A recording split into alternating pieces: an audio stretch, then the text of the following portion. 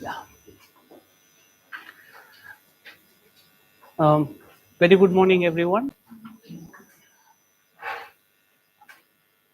I feel very happy to see you all in this very day. Um, just 3 days after the results are declared, it is extremely heartening to see the guys to get into the process once again. I couldn't avoid, but remember a very famous Chinese proverb that the gem cannot be polished without friction. A gem cannot be polished without friction, nor men without trials. So we are all undergoing our own trials. Even Einstein also said something very relevant to the scenario what we face. A man who never made a mistake has never tried anything new. Um, to bring in context, in the 12th chapter of Bhagavad Gita, um, Krishna, you know about the very situation of Gita. It's a talk happening in the battlefield. He explains the characteristics of an enlightened person.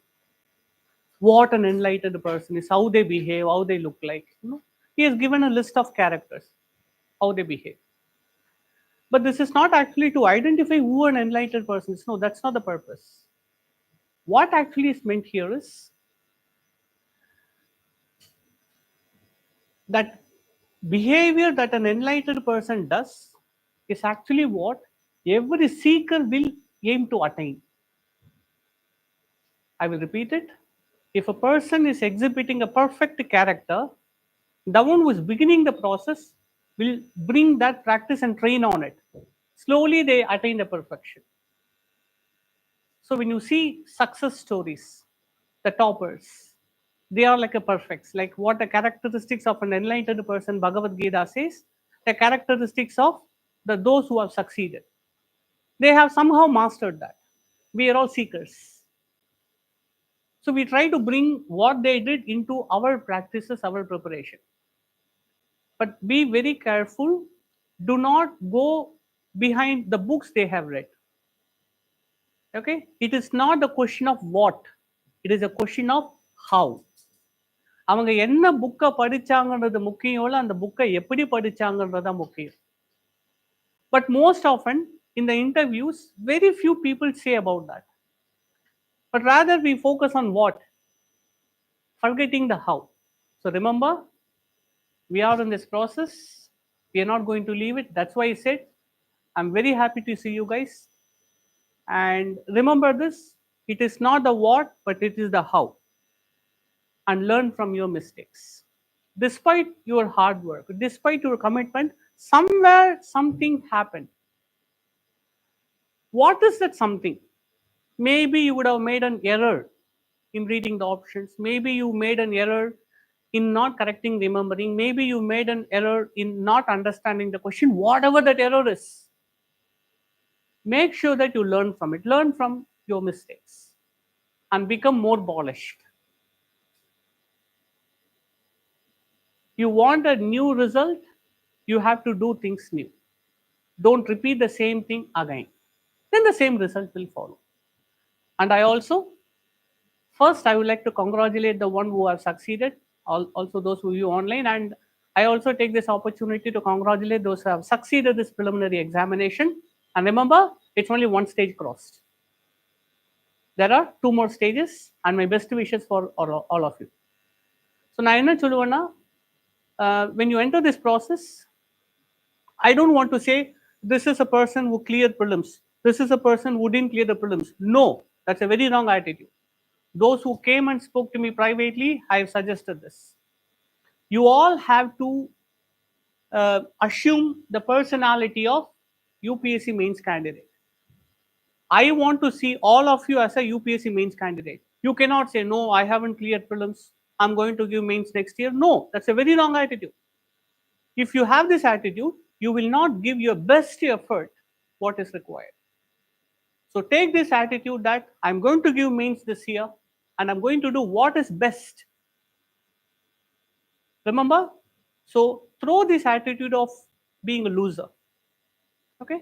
Get into the process and try to understand the how rather than what. right? So um, today's discussion, 5 questions on governance. 5 questions on governance. But before I go into this discussion, I would like to give you few uh, uh, uh, general ideas on approaching questions. Okay, rather than giving answers, anyhow you will be getting the answers in PDF version. But I want to give more than that. Okay, which cannot be said through words. What can be said in the words? It is given in the explanation. But what cannot be said in the words has to be given in the classroom. So what is that? Usually, the one major problem, the one major issue I see with the students is you usually see the questions in a very mechanical way. For example, you take the first question, critically assess the regulatory framework governing NGOs in India. The first question. What reforms are needed?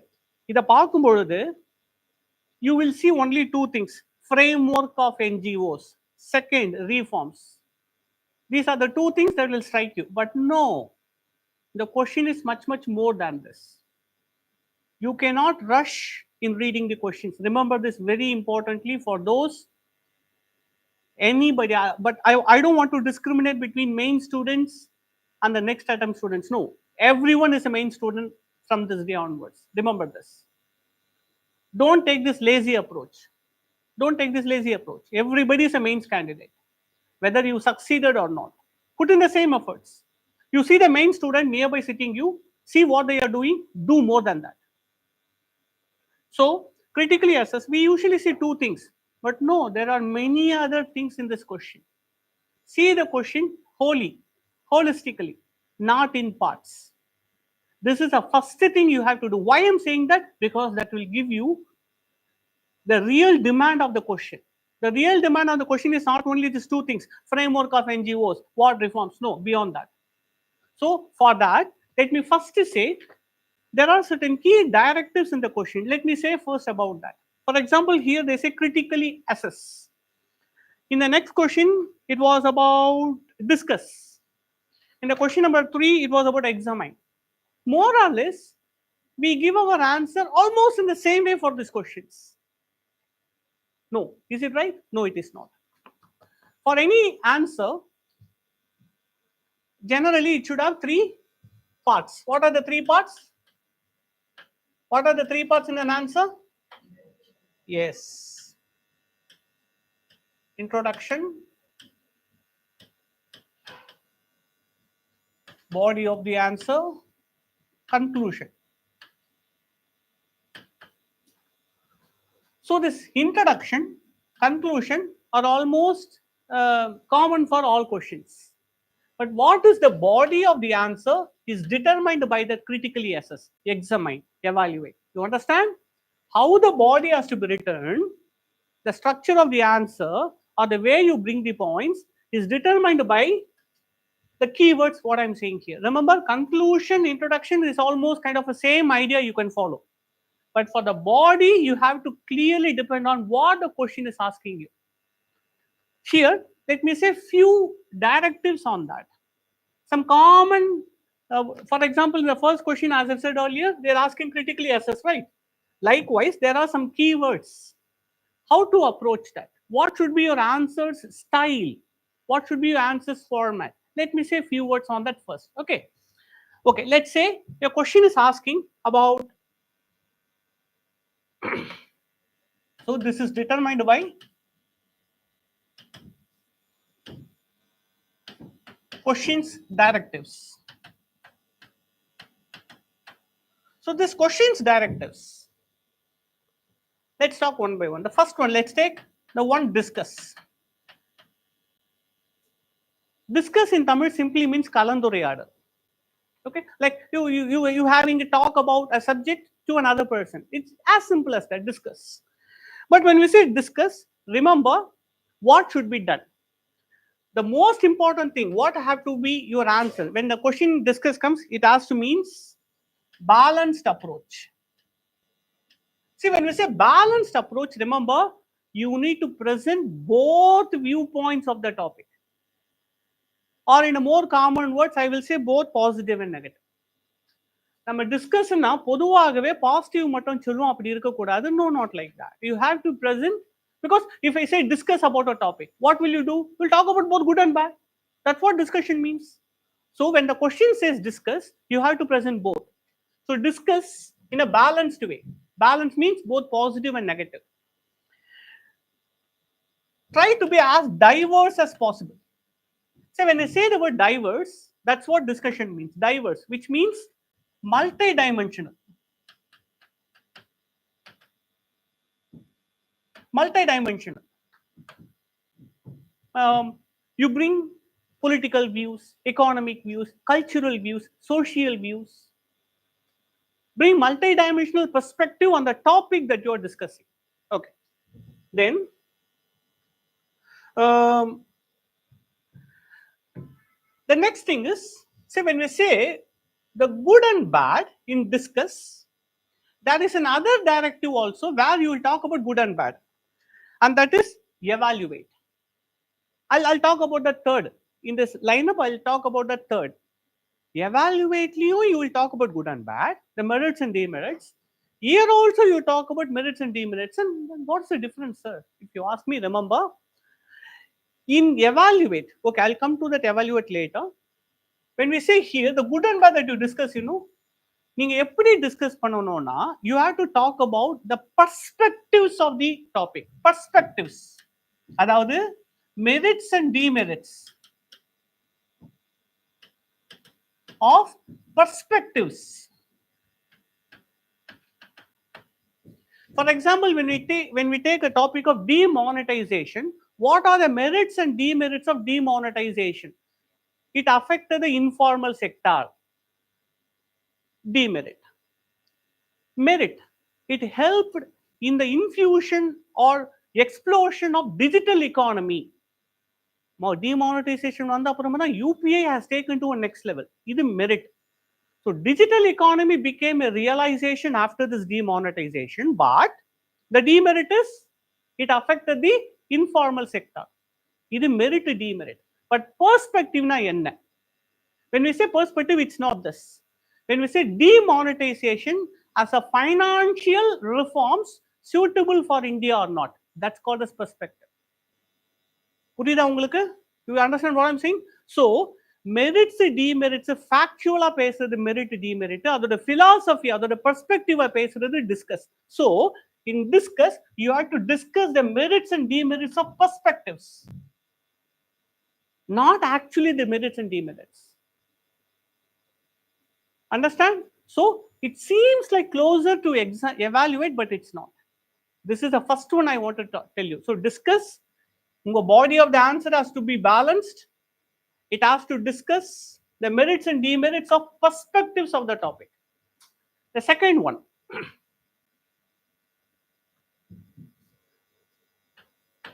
is analyze. The next keyword which we usually see in the questions, analyze. See what analyze means. You take a whole, break them into parts, see what it is. Analyse பண்றதுனா என்னன்னா, ஒரு பெரிய பொருளை எடுத்து அதோட components என்னன்றதை தனித்தனியா சொல்றது தான் analysis. So here break the topic into components. So whenever the question analysis comes, what are all the components given in the question? Break them into parts. So remember, I would like to say it once again. All I'm talking about constitutes body of the answer. Introduction, conclusion, almost the same that you'll follow. I'm talking about how the body has to be. So here, analyze means breaking the topic into components.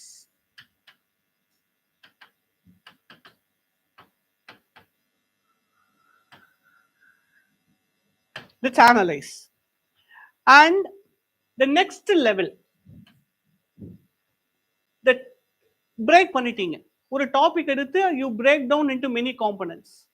என்ன செய்யணும்னா, இப்போ for example components நான் சொல்றது என்னன்னா subheading. Let's say 4 subheading, 4 components you got. Next என்ன செய்யணும்னா, what is the relation of the topic to the component? That forms the answer. So relation. relationship of the component. This is not, இது நீங்க எப்படி எழுதணும்னா merit demerit எல்லாம் கிடையாது. இந்த component டாபிக்கோட எப்படி கனெக்ட் ஆயிருக்கு, இந்த காம்போனன்ட் டாபிக்கோட எப்படி கனெக்ட் ஆகுது. ஸோ என்ன பண்றீங்கன்னா டாபிக்கை பிரேக் பண்றீங்க. பிரேக் பண்ண ஒவ்வொரு காம்போனன்ட் டாபிக்கோட லிங்க் பண்றீங்க.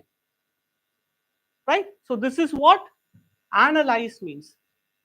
ஸோ ஜென்ரலி அனாலிசிஸ் கொஸ்டின்ஸ் வந்ததுன்னா நிறைய சப்டாபிக்ஸ் இருக்கணும். There has to be at least 3 or 4 subtopics you need to have, and each of the subtopics should link with the topic. So relationship, which means linking. Relationship means linking of the component with the topic.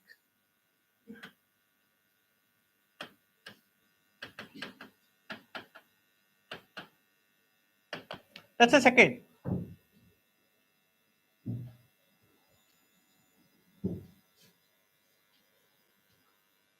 Third, evaluate. Third is evaluate. Evaluate na enna, it's like I'm giving you something, I'm asking you how good it is, how bad it is. So this is where the classical pros and cons, advantages, disadvantages, merits and demerits will be discussed. So this is classical merit demerit case.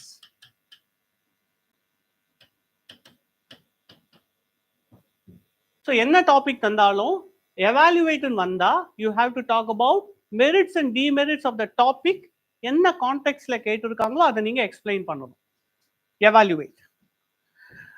But one thing is very important. When you evaluate, see, you evaluate gold. You will have certain standards, right? Criteria, KDM standard, CARET standard, அந்த மாதிரி இங்க evaluate பண்ணும்போது in your answers you must explain the criteria for evaluation. For example, when we say demonetization as an example, you evaluating it. What is the criteria you use it for evaluation? It must be there in the answer. Criteria for evaluation. நீங்க வெறுமனே merit demerit பண்ணிட்டீங்கன்னா you are giving your opinions. No, it is not evaluation. For example, if somebody is giving you 1 kg of brinjal, you having maybe 100 kilograms, 200. No, you have to take a weighing standard, compare that, then you say, oh, this is 200 grams. You have to have a standard. So always the criteria must be clear. For example, when you say demonetization, the criteria one could be how much it strengthened the informal or formal economy. That's a criteria. புரியுதா உங்களுக்கு? Other criteria you have to evaluate. So criteria is very important. Merits and demerits is what your answer is, but it should have a clear criteria. Fourth, examine.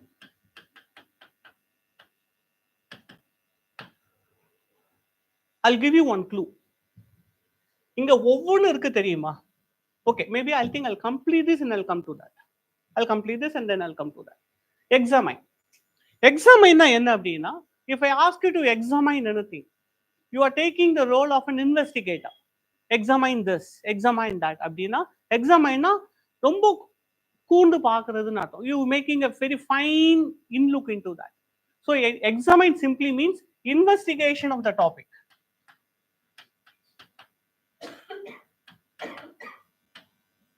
Whatever the topic given in the question, examine simply means investigation of that particular topic. That's what examine simply means. சரி. So என்ன பண்ணணும்? Examine பண்ணா investigate பண்ணணும். அத பாடியில எப்படி கொண்டு வர்றது? நான் இங்க சொன்ன காம்போனன்ட்டா பிரிக்கணும். அந்த காம்போனன்ட்டா பிரிச்சதோட லிங்க உங்க பாடியில எழுதணும். இங்க என்ன பண்ணணும்? கிரைட்டீரியா ஃபிக்ஸ் பண்ணணும். அப்ப இதுக்கு எப்படி நம்ம ஆன்சர் இருக்கணும்? இன்ட்ரோடக்ஷன், என்ன கிரைட்டீரியா, அந்த கிரைட்டீரியாவோட டாபிக், கிரைட்டீரியா டாபிக், அது பாடி ஆஃப் தி ஆன்சர். இங்க என்ன பண்ணணும்? இன்வெஸ்டிகேட் பண்ணணும். அதை எப்படி ஆன்சர் எழுதுறதுன்னு பாத்தீங்கன்னா, so remember This talks about what you have to do. This talks about how you have to do. கேள்வியில என்ன செய்யணும்ன்றதை நீங்க இதுல புரிஞ்சுக்கிறீங்க, அதை எப்படி ஆன்சர் எழுதணும்ன்றதை இங்க சொல்லியிருக்கேன். ஸோ உங்க ஆன்சர் எப்படி எழுதணுன்றது இந்த இடத்துல இருக்கு. Remember this. This is what I will call it as how. How. இந்த how to write, the body of the answer இங்க வருது. So when we say examine, investigation of the topic. So இதுல என்ன பண்ணணும் அப்படின்னா, the most important thing is in-depth exploration. So இந்த இடத்துலயே exploration சொல்லியிருக்கோம் அப்படின்னா, there is no need to talk about examine போது we tend to think merits demerits எழுதக்கூடாது. The question is not about merits or demerits. It's about investigation, a neutral analysis, investigation of the topic. Another very important thing is you have to use evidences or examples.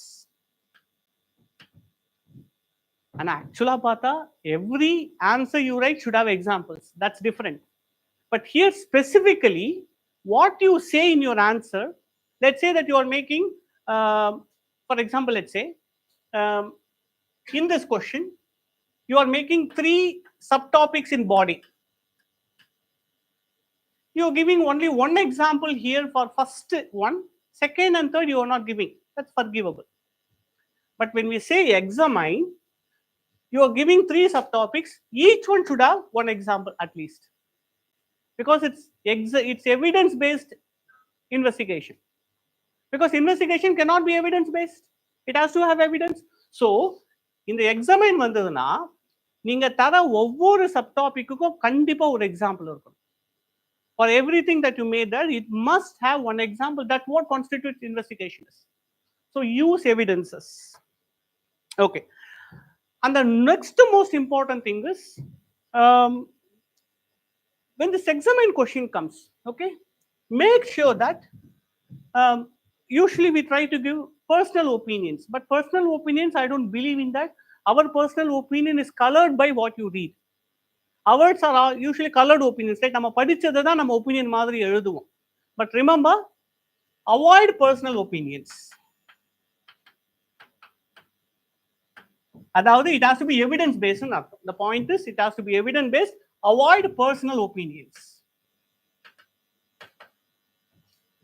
Just think, how can I bring my personal opinion in examination? That's very wrong. So examination always has to be impersonal, evidence based. So in the personal based இருக்க கூடாது. இது இப்படி இருந்தா நல்லா இருக்கும். நல்லா இருக்கும்னு சொல்றீங்கன்னா எதனால? Maybe you can say in case of Singapore it happened. In case of Sri Lanka it happened. No, that makes sense. வெறுமனே இதனால அது நல்லா இருக்கும்னு சொன்னீங்கன்னா, that's not a clear examination. It means you are expressing your personal opinion. You should never follow that in examination, kind of in examine questions. And the last one is critically. எப்போ critically வந்தாலும். So this is like an urgent. கூட ஒட்டிக்கிட்டு வர ஒன்று. They will ask critically analyze, critically evaluate, critically examine. இது எல்லாத்தையும் செய்யணும். Critically evaluateனா the criteria for evaluation, the body of the answer. ஆனா critically வந்து நான் கடைசியில் என்ன செய்யணும்னா, it's all the same. இது அப்படியே ஃபாலோ பண்ணணும். Only thing is you have to provide your judgment.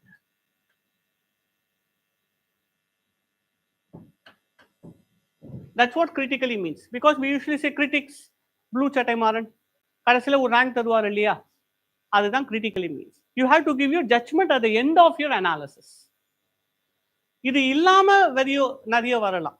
For example, sometimes question will ask enumerate அப்படின்னு வரும். enumerate எப்படி தெரியுமா இருக்கணும், நீங்க வந்து நம்பர் மாதிரி போட்டு எழுதணும், நிறைய இருக்கணும் அந்த ஆன்சர். இப்போ enumerate வந்துன்னா what does enumerate means? Numbering 1 2 3 அப்படின்னு நிறைய, it needs to have at least 6 or 7 generate பண்ணணும். அதுதான் சேலஞ்ச். illustrate சம்டைம்ஸ் வரும். illustrate என்ன தெரியுமா? ஆக்சுவலா illustrate simply means, அதாவது எனக்கு வந்து ஒரு படம் போட்டு காமின்னு அர்த்தம். So you have to be pictorial in your descriptions. நீங்க பிக்சர் வரையலாம், அப்படி இல்லைன்னா உங்க டிஸ்கிரிப்ஷனே அந்த மாதிரி இருக்கணும். That's what illustrate means. So உங்க ஆன்சரோட style it is defined by this kind of words. These words direct how our answer has to be. புரியுதுங்களா? இது இனிஷியலா பார்க்கும்போது எல்லாம் ஒரே மாதிரி இருக்கும். Okay, I understand this, but keep going through this. Okay, இப்போ என்ன செய்யணும்னா நெக்ஸ்ட் டே கொஸ்டின் வரும்பொழுது we usually prepare for keywords. நான் சொன்னேன் தெரியுமா, கொஸ்டின்ல இருக்கிற கீவேர்டை பார்ப்போம். அப்படி பண்ணாதீங்க. கீவேர்டையும் பாருங்க, இந்த கீ டைரக்டரையும் பாருங்க. இதை பேஸ் பண்ணி ப்ரிப்பேர் பண்ணுங்க. ஓகே, அப்போ இதுக்கு ஆன்சர் இப்படி எழுதணும். ஃபார் எக்ஸாம்பிள், ஒரே டாபிக் அனலைஸ் தந்தா உங்க ஆன்சர் வேற மாதிரி இருக்கணும், எக்ஸாமைன் தந்தா உங்க ஆன்சர் வேற மாதிரி இருக்கணும். Even though it's same topic. புரியுதா உங்களுக்கு? So that's what you need to try. Good. So is there any questions in this? Questions இருக்கும், பட் நீங்க questions கேட்டீங்கன்னா I would say it's imaginary. I asked it merely out of formality. Even if you ask a question, I would have said please do it and then ask questions. நீங்க ஒருவேளை அப்படி நடக்குமோ, ஒருவேளை இப்படி இருக்குமா, அப்படி இல்லை. செஞ்சு பார்த்துட்டு you get to know what practically you face, then you come, we will do the help. First செஞ்சு பாருங்க. See, it's always one action is more better than 1,000 thoughts. செய்யலாம், இதை செய்யலாம், அது செய்யலாம் யோசிக்கிறத விட ஒரு காரியம் நீங்க செஞ்சீங்கன்னா that is more worthy. So செஞ்சுட்டு அதுல டிஃபிகல்ட்டி இருந்ததுன்னா you come to us, right? So with this we'll start our discussion. So first question, okay, the first thing I have told about the structure. The second என்ன செய்யணும் அப்படின்னா, you need to understand the question first. Sir, understand பண்ணிட்டேன். No. We think we understand, but no, it's completely not understanding. Can anybody please explain what this question says? For the consideration, let me say, forget this. இதை விட்டுருங்க. What the question is asking? Can anybody please explain?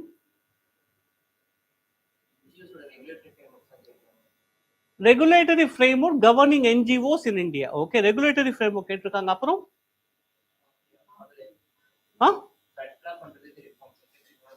what reforms are needed to enhance their effectiveness and transparency? ஒரு சின்ன question கேட்கவா? இந்த தேர் எதை சொல்லுது? Are they talking about regulatory reforms? Are they talking about NGOs? Just think. Correct, but think. Come read பண்ணிட்டு then you say with the clarity. Sure. So NGOs, what reforms are needed for that?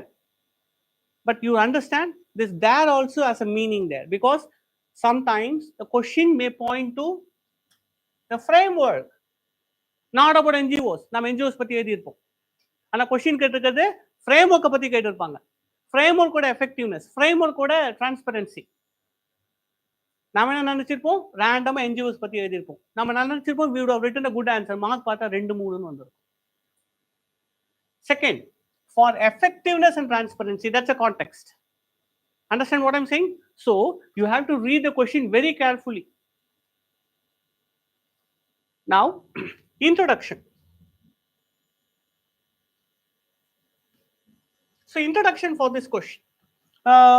When we say introduction, the question is asking, critically assess the regulatory framework governing NGOs in India. What reforms are needed to enhance their effectiveness and transparency? Okay. இதுக்கு introduction எப்பவுமே எப்படி ஆரம்பிக்கலாம் அப்படின்னா, இந்த கொஸ்டினோட context இருக்கு தெரியுமா? the context of the question. What is the context of the question? One, framework. Second, அந்த frameworkனால ஏதோ ஒண்ணு உங்களுக்கு பாதிக்கப்படுது. Yes or no? Maybe you can reflect that in the introduction. You can write introduction in many ways, ma. It's not like this is the one best introduction, nothing like that. For example, some people can say what NGOs are in India. You can start that way. Your introduction can start from NGOs. Your introduction can start with regulatory frameworks. India has multiple regulatory frameworks that includes social welfare sectors as well. You can start like that, or you can start effectiveness and transparency of NGOs in the contemporary India. புரியுதா? So 3 different introductions, but it all talks about the same context. புரியுதா உங்களுக்கு? So இதுதான் introduction. எப்பவுமே definition. No need for that. Definition you can start. For example, write about this ன்னு கேக்குறாங்கன்னு வைங்க, ஒரு question வருது, அப்போ டெஃபினேஷன்ல ஆரம்பிக்கணும். புரியுதா? So you have to be flexible in your answers. You have to be flexible. உங்க ஆன்சர் எப்படி மாறணும்னா கொஸ்டினோட ஸ்டைலுக்கு ஏத்த மாதிரி உங்க ஆன்சர் மாறணும். இந்த இடத்துல டெஃபினேஷன் ஆரம்பிச்சா தப்புலாம் கிடையாது. ஆனா எப்பவுமே நீங்க எக்ஸாமினர் அட்ராக்ட் பண்ணணும் அப்படின்னா நீங்க கொஸ்டினோட கான்டெக்ஸ்ட முதல்லயே போட்டுட்டீங்க. That's what I usually say, first impression is the best impression. In fact, there are many views among top analysts from Delhi. UPSC analysts எங்கேருந்து வருவாங்கம்மா? அங்கே தானே வருவாங்க. ஸோ அவங்க யூஸ்வலாக என்ன சொல்கிறாங்கன்னா, ஃபஸ்ட்டு 3-4 பேஜஸில் நீங்கள் என்ன பண்ணுறீங்களோ that sets the tone for the evaluation for the rest of the paper. நீங்கள் அதில் இம்ப்ரெஸ் பண்ணிட்டீங்கன்னா you're probably going to get a good impression and maybe extra 1 mark because you already set the tone. So ஒரு பேப்பருக்கே அதுனா ஒரு கொஸ்டினுக்கு எது introduction, ஒரு கொஸ்டினுக்கு எது starting introduction. So you have to impress. Remember, your goal in introduction is to talk in the context of the question and the aim is to impress. எப்படி Impress பண்ண முடியும்? ஒரு எக்ஸாமினர், பேப்பர் எக்ஸாமினர் எப்படி Impress பண்ண முடியும்னா முன்னாடி போய் நின்று கிடையாது. No, not that. The impression here is showing that examiner that I understood the question. என்னோட ஆன்சரோட கரெக்ட். அதாவது 2 விஷயம் இருக்கணும் இன்ட்ரோடக்ஷன்ல. 2 elements should be there. Remember this. 1, show that you understood the question. Second, show that this is what your conclusion will be. ஒரு hint மாதிரி conclusion இங்க எழுதிட்டீங்கன்னா பின்னாடி கன்க்ளூஷனுக்கு இடம் இருக்கு, உங்களுக்கு பாயிண்ட் இருக்காது. கன்க்ளூஷனோட ஒரு ஹிண்ட். அப்போ எக்ஸாமினருக்கு என்ன புரியும்னா, the student has understood what the question is. This is what the person is going to say in the rest of the answer. அப்ப அதை அப்படியே படிக்கும்பொழுது அதை தான் நீங்க பண்ணியிருக்க போறீங்க. That gives a good impression. So introduction, you have to try writing in this way. அதாவது என்ன செய்யணும்னா, your introduction should include what the question is asking you plus what you probably is going to say. Probably a hint of it. This could be introduction. Generally, sir இது வருமா, ரொம்ப கஷ்டமா இருக்கிற மாதிரி இருக்கு, it's okay, we have time guys, don't worry, try, keep trying it. இதுதான், one action is better than 1000 thinking. செஞ்சு பாருங்க, முடிதா இல்லையான்னு பார்க்கலாம். அதுல என்ன ப்ராப்ளம் வருதுன்னு we can work on it. Don't start an action, an effort by saying no I can't. That's a wrong way to start it, right? So அது அப்படி யோசிக்காதீங்க, பண்ண முடியும்னு நினைச்சு பண்ணுங்க, because that's how it has to be. நீங்க ஒரு Indo article எடுத்து பாருங்க, ஒப்பீனியன் ஆர்டிகல், எடிட்டோரியல் இப்படிதான் இருக்கும். Because that's how writing has to be. It's not because UPSC, that's how writing has to be. So நீங்க அதை தான் பண்ணணும். இங்க நாம என்ன பண்ணிட்டு இப்போ நிறைய பேர் நிறைய ஆன்சர் பேப்பர்லாம் பார்த்துட்டு mechanical, don't do that, don't do that. அப்படி பண்ணாலும் வரும், பட் இது is a sure way, it is a best way to do it. இது எப்படின்னா ஆல் ப்ரிலிம்ஸ்ல வரும், ஆல் அப்படின்ற வேர்டு வந்துன்னா அந்த ஸ்டேட்மெண்ட் தப்பு, அந்த மாதிரியான ஷார்ட் கட் அது. But it counterfires right, it backfires right, you shouldn't do that. So எப்படி வந்து ப்ரிலிம்ஸ்ல நாம ஒரு செட் ஆஃப் ஷார்ட் கட் வச்சிருக்கோமோ அதே மாதிரி ஷார்ட் கட் இங்கே வச்சிருக்கோம், but don't do that.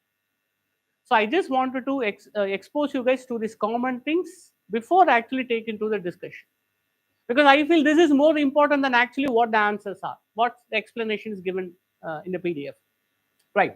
So introduction, நம்ம introduction நாம எப்படி சொல்லலாம் அப்படின்னா, maybe I will start my introduction in a, I usually go in a little dramatic. நான் எப்படி சொல்லுவேன் அப்படின்னா, in a sensitive society like India, even welfare activities have political ramifications. Even because NGOs are engaged in what? Welfare activities.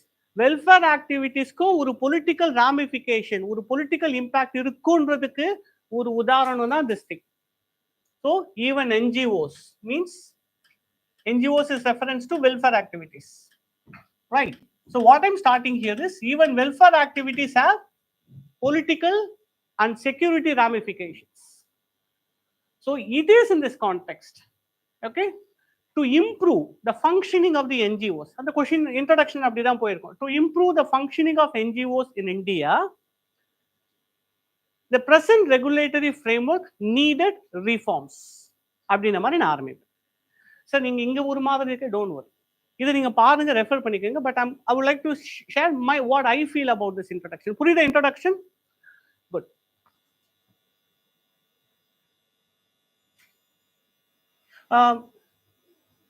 Current regulatory framework. So what is the current regulatory framework for NGOs in India? One, in terms of registration, NGOs are registered under various laws in India. Societies Registration Act, they can register under this act, or Indian Trust Act 1882, or Section 8 of Companies Act 2013. So there are different ways that it can be registered. One way of regulation. Second, funding. Funding of NGOs is done by FCRA 2010, Foreign Contribution Regulation Act. That's next way we regulate them. Third, Income Tax Act 1961 in terms of tax exemptions. Then the fourth, Lokpal and Lokayuta Act 2013 in terms of asset declaration. So these are the four dimensions in which we regulate the NGOs in India: registration, funding, tax exemptions, and asset declarations. Now, we are going to assess what are the strength and weakness of this.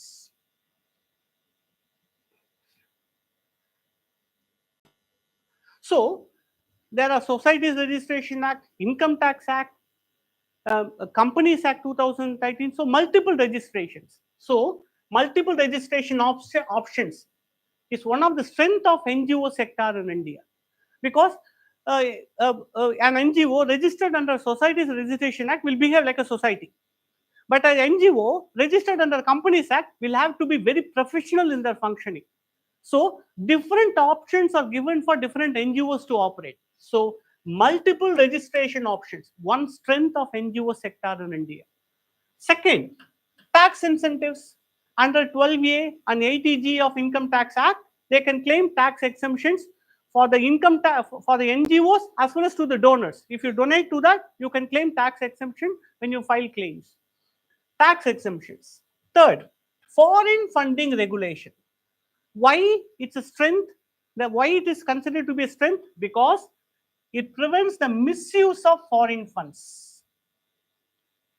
So this we can say as a three strength of the regulatory frameworks as of now. But moving to the next weakness. What is the weakness that we find here? The first weakness is because there are multiple options. Under they can register and function as a society. They can work under Income Tax Act, or they can function as a companies. So இதனால என்ன ஆயிடுதுன்னா, there is a regulatory fragmentation.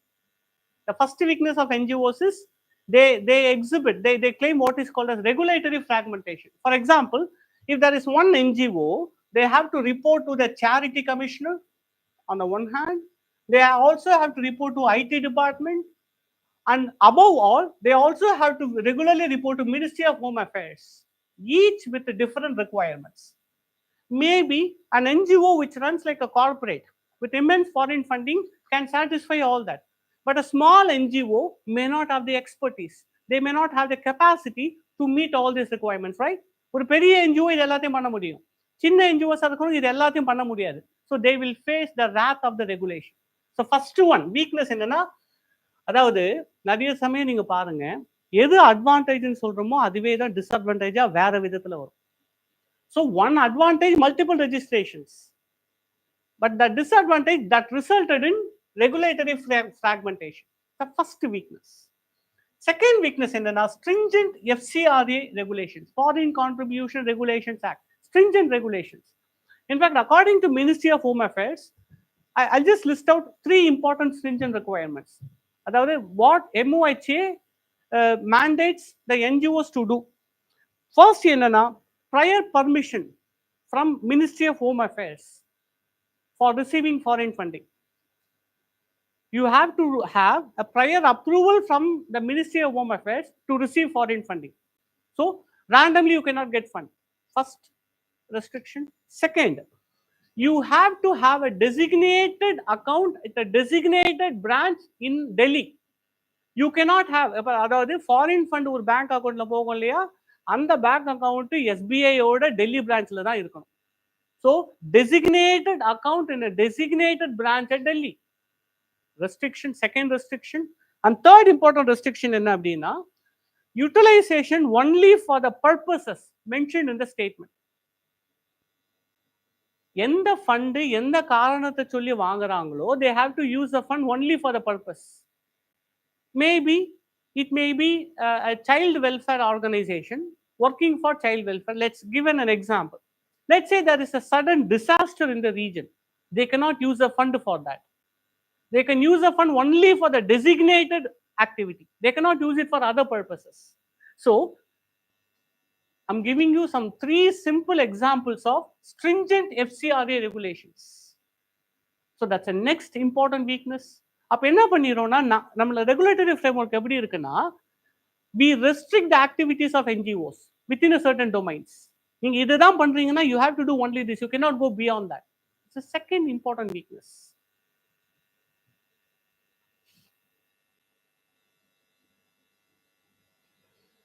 Third, lack of a unified monitoring mechanism. Lack of a unified monitoring mechanism. So what happens here? As I said earlier, different NGOs are monitored by different authorities. And not every authority will do their function well. So there will be gaps leading to potential gaps in oversight.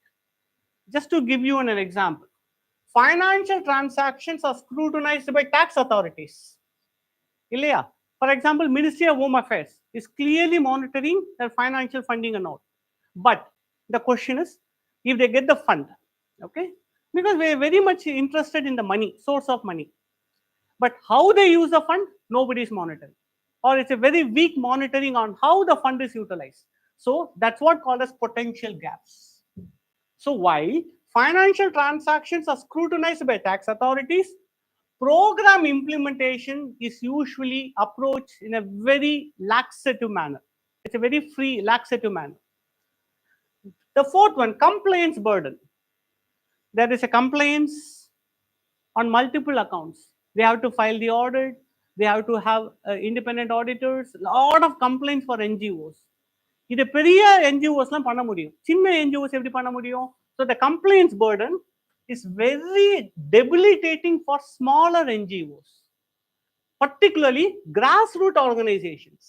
The grassroots organizations are the rural or semi-urban regions. They fail to meet this FCRA reporting requirements. So they will be very much a weak under state. The last is most important. This is the most important weakness. Limited focus on effectiveness. NGOs here is not meant for routing the foreign resources to India. That's not its function. NGOs has a clear function of creating political and social capital. What is the main function of NGOs? Creation of political and social capital. Nama adha panla. We are focused more on what is the source of the revenue. We do not care much about how they deliver their mandate. So limited focus on the effectiveness. For example, I'm saying here, the current framework, the regulatory framework, it emphasizes financial compliance. Well done. But program effectiveness is usually forgotten. So coming to the next, what are the reforms? What are the reforms needed? நிறைய registration loss இருக்கு, நிறைய complaints இருக்கு இல்லையா, அது எல்லாத்தையும் ஒன்று சேர்த்து we need a unified law. So the first one is unified law for regulating non-governmental organizations. First one, we can have an example like the Philippines NGO law. It's actually some law called as, I think, I don't remember, R220A or something. I don't exactly remember. It's something comes similar to this. That's the name of the law. So the Philippines NGO law could serve as a model. What model? A unified law, a unified framework for regulating NGOs. So that's the first reform. Second, single window clearance system. See, we have a slew of measures, a range of measures for promoting business activities in India. And it is all categorized under what term? If a company, they want to do a better business in India in a very easier, transparent, and as easiest manner, அதுக்கு ஒரு சொல்லுவாங்க என்னது அது? Ease of doing business இருக்கு இல்லையா? So to promote business activity, to promote entrepreneurship, we have what is called as ease of doing business. But நம்ம அதே மாதிரி என்ஜிஓக்கு என்ன கொண்டு வரணும்னா ease of doing philanthropy.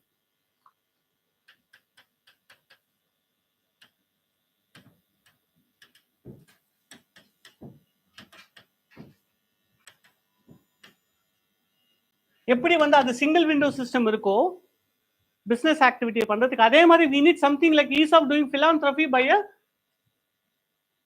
a single window clearance system. We already have a portal for that. That portal is called as NGO Darpan portal. This is a portal dedicated for NGOs. But this NGO Darpan portal has to be revamped to make it as a single window system. இந்த தர்ப்பன் என்ன பண்ணணும்னா single window system மாத்தணும். Next one, tiered regulatory approach. What does this tiered regulatory approach means? This means larger NGOs, international NGOs requires a different regulatory approach. Smaller NGOs requires a different regulatory approach.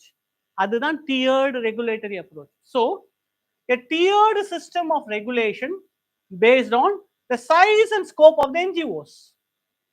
So smaller NGOs with annual, example, with 50 lakhs could have a simplified compliance. Those with the larger ones can face more stringent oversight. So smaller ones can be made more simpler.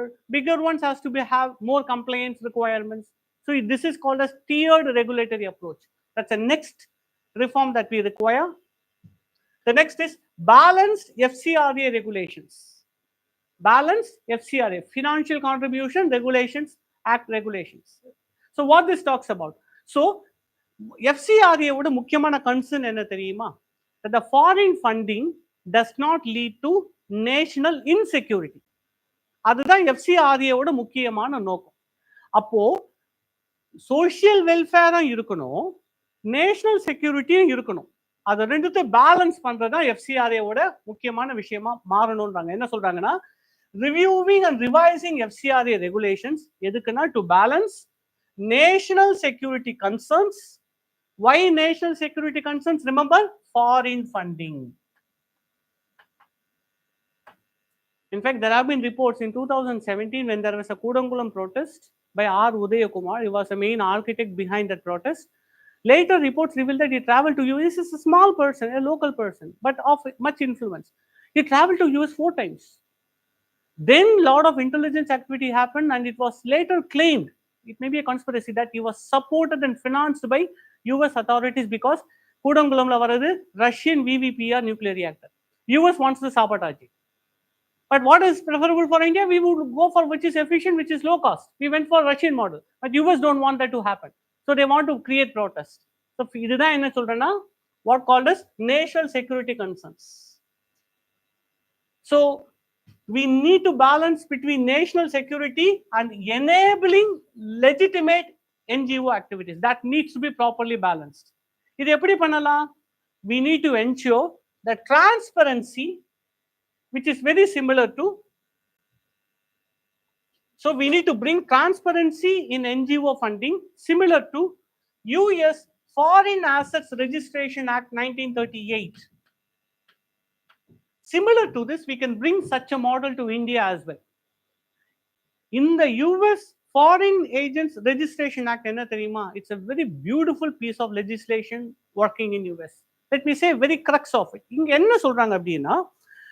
Any foreign nation can have their interested parties work in certain activities within US. There is no conflict of interest. Remember, there is no conflict of interest.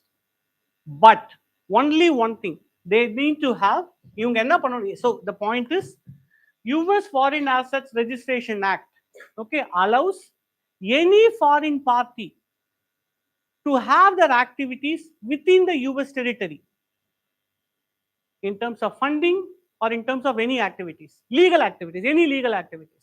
In terms of funding, they can freely fund them. So for example, India என்ன பண்ணலாம்னா ஒரு Sikh organization உருவாக்கி யூஎஸ்ல ஃப்ரீயா work பண்ணலாம். They can give any amount of funding to them. No restrictions on that. But they should have a transparent legal mandate. அவங்க mandate மட்டும் ஓப்பனா இருக்கணும். For example, let's say Greenpeace International, which works on clean energy projects, promoting green energy, clean energy. இவங்க anti need to struggle participate பண்ணா it is beyond their mandate. புரியுதா உங்களுக்கு? If they are doing their activities related to green energy, that's fine. They cannot go beyond the mandate. இவங்க என்ன சொல்றாங்க, நீங்க என்ன வேணா பண்ணுங்க, any country can have their activities in US, but they should have a transparent, open, legal mandate. You can have any amount of funding, you can have any kind of activities which is legal. So this is what the model I'm talking about. Transparency, which is very similar to US Foreign Agents Registration Act 1938. So இந்த இடத்துல முக்கியம் என்னன்னா open mandate of NGOs.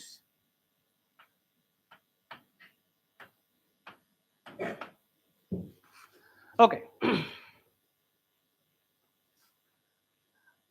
The next is focus on outcome measurement. See, this is also where we very seriously lacking. We focus on the source of income, but we do not understand how well the NGOs are functioning. So there must be a focus on their outcomes. If it's an NGO working on educational improvement of poor children, we need to understand how well they're doing it. What is an improvement in the educational outcome in the region? So that also has to be done. This is where we have another example, the UK model of social return on investment framework. It's an UK model, social return on investment framework. Here, in this model, the non-governmental sector are assessed based on the outcome that they generate, not based on how much they get, not based on how much money they generate, based on what results they produce. Okay, so இது என்ன சொல்லுது அப்படின்னா, we need to value the NGOs not based on the finance, but based on the returns. புரியுதா உங்களுக்கு? We need to value the NGOs not based on the finance, but on the returns. What returns they give back to us. So this is valuation of NGOs beyond the simple idea of revenues, but on values, but on outcomes, but on our results. And the next, capacity building for compliance. Small NGOs do not know what regulation they have to be complied for. So we have to improve their capacity as well. The next one is capacity building for compliance reforms. For example, we have what is called as National Institute of Rural Development and Panchayat Raj. This is the model, the framework which helps to improve the Panchayati local bodies to improve their capacity. எப்படி பஞ்சாயத்து ராஜுக்கு இந்த ஒரு organisation இருக்கும், இதே மாதிரி we need a dedicated organization for NGOs as well. The next is leveraging technology. The next is leveraging technology. Maybe இது கீன்றதுனால கொஞ்சம் நிறைய இருக்கு, நீங்க you can give just in a bulletin format. Leveraging technology, just one example or one hint, you can move ahead. Right? So leveraging technology, சில இடத்துல வந்து there are certain comments which students usually use everywhere. அதாவது என்னன்னா யூபிக்விட்டஸ் recommendation சொல்லுவாங்க. அப்படி ஒரு recommendation ஏதாவது சொல்லுங்க பார்க்கலாம். எந்த ஆன்சரா இருந்தாலும் பரவாயில்ல, அது போட்டிங்கன்னா ரெலவெண்ட் ஆயிடும். அதுதான் அதே தான் கரெக்டா, அதுதான் எதிர்பார்த்து சொன்னீங்க. ஜெனரேட்டிங் அவேர்னஸ் அப்படின்றது எல்லா இடத்துலயும் இருக்கும். ஓகே, நீக்கமர நிறைந்தல ஒரு கான்செப்ட் என்னன்னா ஜெனரேட்டிங் அவேர்னஸ். அதே மாதிரி தட்ஸ் கரெக்ட். அதே மாதிரி இப்போ இருக்கிற காலகட்டத்தில் இன்னொரு ஜெனரல் ரெக்கமெண்டேஷன் சொல்லுவேன், இது போட்டுக்கோங்க. Use this also, leveraging technology. This could be another very generic, applicable to any context. Technology question வந்தாலுமே leveraging technology போடுங்க, கரெக்டா இருக்கும். So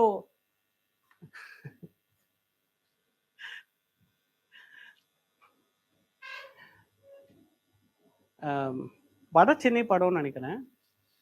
அதில் அண்ணா நீங்கள் தனியாக எதுவும் கத்தி எடுத்து பயமா இல்லையா? ஏய் அவன் பொருளை எடுத்து அவனே போடணும்டா அப்படின்வாங்க. டெக்னாலஜி பற்றி கேட்டால் அதை எடுத்து அது we have to use the same thing for the very enemy itself. So good. So இது அப்புறம் next. Okay, I'm just giving you now. I hope that I've given you kind of a broad outline of this. Next is promoting self-regulation. Similar to social media. Similar to social media, we need to promote the idea of self-regulation of NGOs.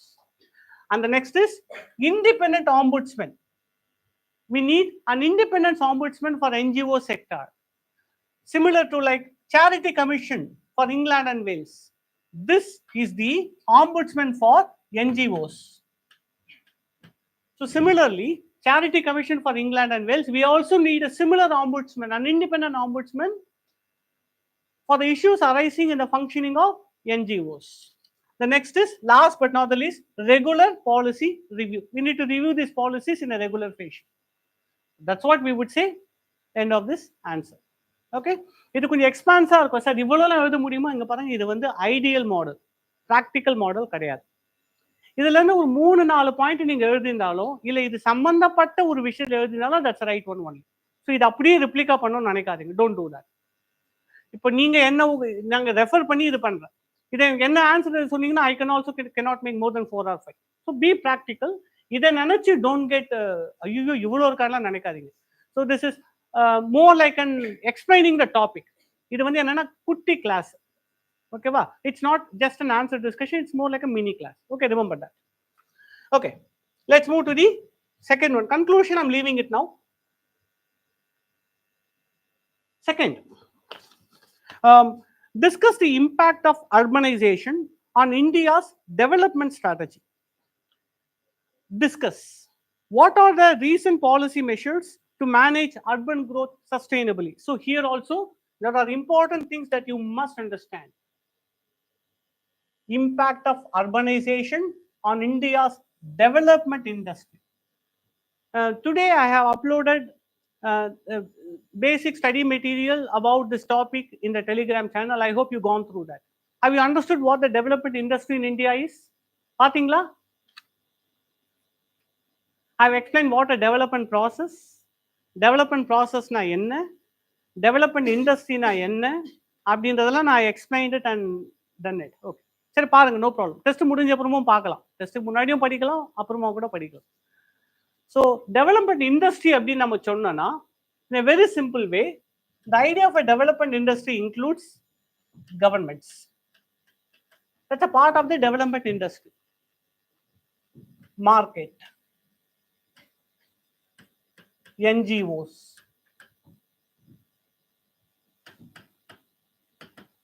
private sector,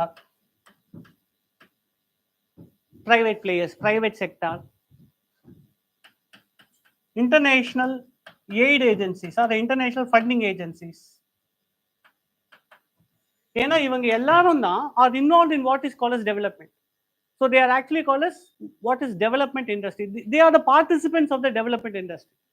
அப்போ நீங்க என்ன பண்ணணும்னா இந்த கொஸ்டின்ல இதுதான் என்னன்னா how to make an answer from what you read. Development industry na yaar yaarun, I've given it in the material. The question is asking impact of urbanization on development industry. Appo urbanization oda impact, that's where you need to generate answer. புரியுதா உங்களுக்கு? So படிக்கிறது ஒரு மாதிரி இருக்கும், question வரும்போது sir நான் இதை படிக்கவே இல்லையே சார் எனக்கு ஆன்சர் வராதுன்னு நீங்க நினைச்சீங்கன்னா எப்பவுமே வராது. But you have to make an answer, you need to generate an answer from what you have read. So அதை தான் நான் உங்களுக்கு சொல்றேன். இன்னைக்கு மெட்டீரியல் போய் பாருங்க, இதை பத்தி நான் உங்களுக்கு எக்ஸ்பிளைன் பண்ணியிருப்பேன். நீங்க என்ன செய்யணும் அப்படின்னா இதை அர்பனைசேஷனோட இம்பாக்டோட கனெக்ட் பண்ணணும். இது எப்படி இம்பாக்ட் பண்ணும் அப்படின்னு. So that's how you need to read the materials. Okay, what are the recent policy measures to manage urban growth sustainably? Seri. First, let me say what an urbanization in a very simple words. Urbanization na enna abdina, urbanization refers to a permanent concentration of a large number of population. A permanent concentration of a large number of population in a small area. Okay, a permanent concentration of large number of population in a small area resulting in city formation. இதுதான் அர்பனைசேஷனோட definition. சின்ன இடத்துல நிறைய பேர் இருக்கிறது, அதன் மூலம் city உருவாகிறது. That's what call as urbanization process. So சின்ன இடத்துல நிறைய பேர் இருக்கிறதுனால there is not only possibilities, there are also challenges. கரெக்டா? ஏன்னா more the people, more the challenges in delivering the services. அதுதான் அர்பனைசேஷனோட problem. more the people in a small number, that's a problem. So here there are lot of characteristics of urban population in India. இந்தியாவோட அர்பனைசேஷனுக்கு நிறைய characteristics இருக்கு. Let me give you 3 important characteristics of urbanization in India. 3 important. The first one என்ன அப்படின்னா the growth of peri-urban areas.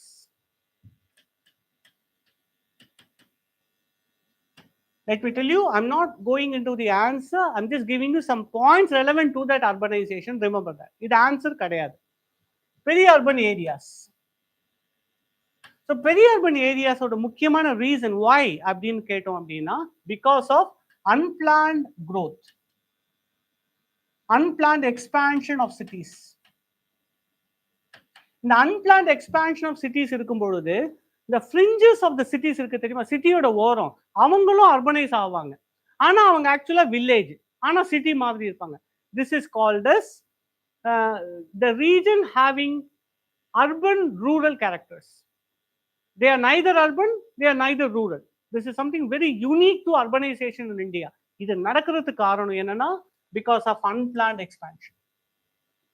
First important characteristics, city core city இருக்கும், அதோட fringe பாத்தீங்கன்னா it's semi urban semi rural, but it's a part of the city. That called as peri-urban areas. One. Second என்ன அப்படின்னா urbanization in India also results in what is called as rural urban migration. That's the next important thing, rural urban migration. A characteristic feature of urbanization in India, rural to urban migration. பணம் இல்லாதவங்க ரூரல்ல இருந்து அர்பனுக்கு வராங்க, பணம் இருக்கிறவங்க நல்லா land வாங்கி போட்டுட்டு bash பங்களா கட்டிட்டு urban to rural, அது வேற. But urbanization generally means the rural to urban migration, mostly poor population in seeking of better employment opportunities. அதுக்கு they come to that second character. The third one என்ன அப்படின்னா that's also most important. இந்த அர்பனைசேஷனோட முக்கியமான feature என்ன அப்படின்னா cultural transformation. Urbanization in India is also very well known for cultural transformation, which means there is an interplay of traditional versus modern values. There is a simultaneous interplay, traditional versus modern values. Pongal வந்தா வேட்டி சட்டை, மற்ற நேரத்தில் modern values. So there is a kind of a confusion, identity crisis. To whom they belong to? Or do they belong to the traditional Sanathan culture? Don't use the word Sanathan, never ever in your answers. Sanathanலாம் use பண்ணாதீங்க, but நான் சும்மா உங்களுக்கு சொல்றேன். Okay, புரியுதா உங்களுக்கு? சில இந்த மாதிரியான extreme வேர்ட்ஸ்லாம் never use it in your answers. Okay, good. So with this understanding, let's get into the question. So urbanization in India has been a double-edged sword. இந்த மாதிரியான வேர்ட்ஸ் எல்லாம் யூஸ் பண்ணுங்க. Use these kind of words in your answers. So where can I get this? You can get this when you read newspapers, right? இது எல்லாமே ஜெனரலா material நீங்க பாத்தீங்கன்னா இருக்கிறது கொஞ்சம் கம்மியா தான் இருக்கும். That's why reading of newspaper is important for mains preparation. So it's a double-edged sword. ரெண்டு பக்கமும் கூர்மையா இருக்கிற கத்தி. There are certain benefits, there are certain drawbacks as well. அதுதான் double-edged sword ன்னு சொல்லுவாங்க for the country's development industry. Why? On the one hand, it has fueled economic growth. Of course, yes. That's why cities are called as engines of growth. That's why cities are usually called as engines of growth. Yes. On the one hand, it has fueled economic growth and infrastructural development. But on the other, it posed significant challenges such as environmental degradation, increased demand on services. Yeah, increased demand on services.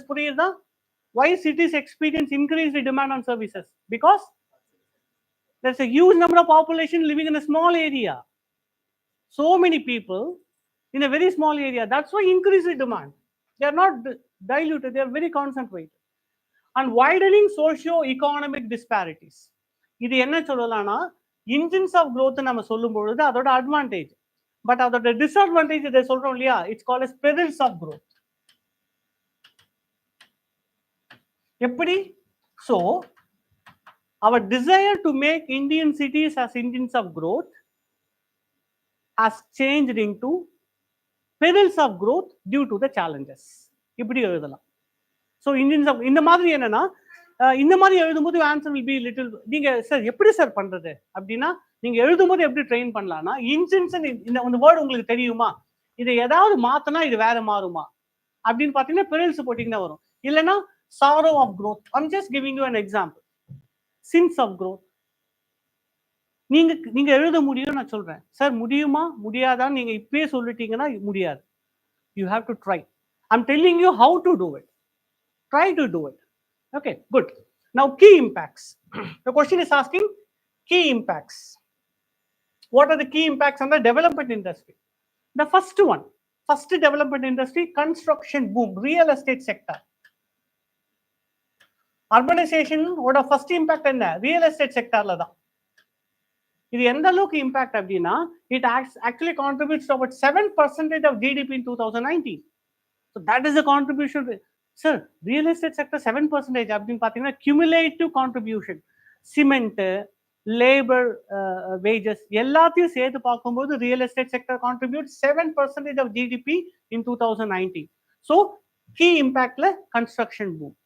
Second, technological innovation. Why? Because urban challenges will inspire us to create newer modern solutions. So new inventions like smart city solutions, waste management, and also transportation. For example, the Pune's integrated command and control center. Okay, Pune has what is called as integrated command and control center, which is a part of smart cities mission. It explains the adoption of technology in urban management. So technological innovation எங்கிருந்து வருது? ஒரு challenge வர்றதுனால technological innovation வருது. So the challenges creates this innovation. It's a second impact. The third, employment generation. இது எந்த அளவுக்கு employment generation? As I set earlier, இந்த construction boom இருக்கு இல்லையா, the real estate sector is known to provide about 51 million jobs in India. So it is also an important source. Cities are source of jobs. அதனால தான் in fact இந்த இடத்துல நீங்க நான் முன்னாடி சொன்ன பாயிண்ட் இன்க்ளூட் பண்ணலாம். இதுதான் என்னன்னா, உங்களுக்கு தெரிஞ்சது கொஞ்சமா இருந்தாலும் ஆன்சர்ல வரணும். Because cities are centers of jobs. They are considered to be centers of job. Rural urban migration is a phenomenon known to India. இது இருக்கிறதுனால தான் இது இருக்கு. That's why there are about 51 million people has been employed by real estate sector alone. புரியுதா உங்களுக்கு? So முன்னாடி சொன்ன அந்த பாயிண்ட் இங்க நீங்க இன்க்ளூட் பண்ணலாம். You can explain that. புரியுதா உங்களுக்கு? ஆனா யார் சில பேர் அங்க பாக்குறீங்க, as if I'm standing there. நான் இங்க நின்றுட்டு இருக்கேன், சில பேர் அங்க அப்படி பாக்குறாங்க. எப்படின்னா பர்பஸா என்னோட கேஸ் அவாய்ட் பண்றாங்க. Look at me. நீங்க என்ன பார்த்தா தானே நீங்க புரிஞ்சுக்கிறீங்களா இல்லையான்னு தெரிய வரும் எனக்கு. லுக் அட் மீ, என்ன பாருங்க. Okay, good. C, I don't know, இன்னைக்கு என்னன்னு தெரியல, மனசுல இருக்கலாம் அப்படி ஓப்பனா சொல்லு. சம்டைம்ஸ் அதை லிமிட் போடுவேன், கேப் போட்டு. இன்னைக்கு என்ன தெரியல, ஓப்பனா ஓகே ஓகே. ஸோ இம்பாக்டை பத்தி பார்த்துட்டு இருக்கோம். The next major impact is, of course, environmental concerns.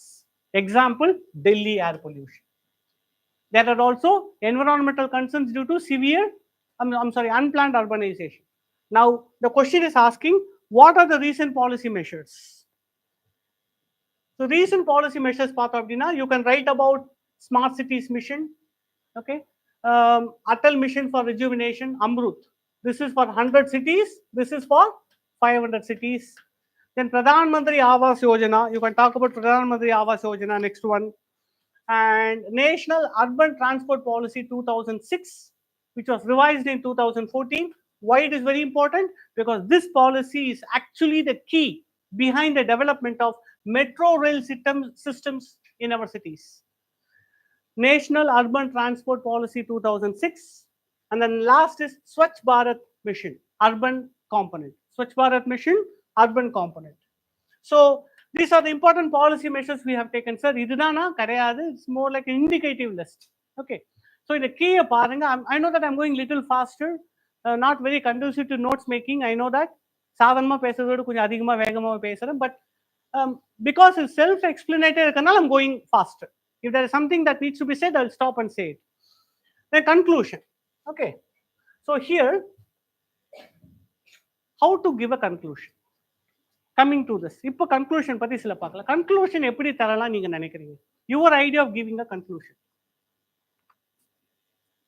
See, no matter how pessimistic you are, but you guys are optimistic, அப்பப்போ எட்டி பார்க்கும் இல்ல, கடவுள் பாதி மிருகம் பாதி மாதிரி பெசிமிஸ்ட் பாதி ஆப்டிமிஸ்ட் பாதி அப்படின்னு. Yes, way forward. Okay, but whether the way is with the thorns or is with full of roses?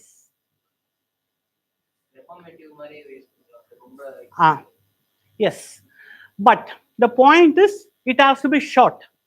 நீங்க ரிஃபார்ம் பத்தி பேசுனீங்க அப்படின்னா it becomes very big conclusion. Conclusion யூஸ்வலா இன்னொன்னு சொல்றேன், இன்ட்ரோடக்ஷன் பாத்தீங்கன்னா உங்களுடைய அந்த ரைட்டிங் ஸ்பேஸ் இருக்கு இல்லையா ஆன்சர்ல, you cannot go more than 6 லைனுக்கு தாண்டி போக கூடாது. And the same is true for conclusion as well. Sir, அப்போ what about the body of the answer? As much as possible give subtopics, give bulletin. அப்பதான் நீங்க சொல்ல வரதை நிறைய சொல்ல முடியும்.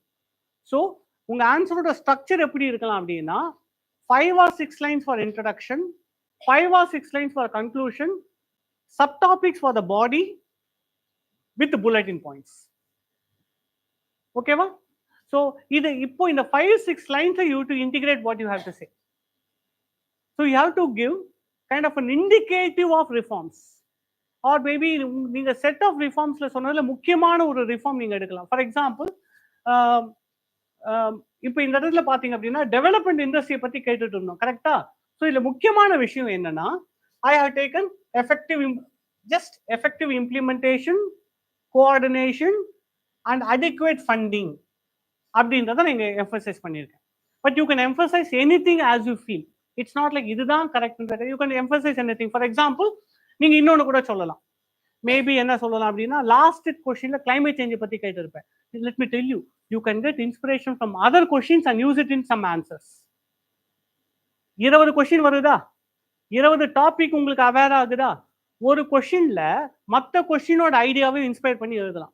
Mostly in conclusions.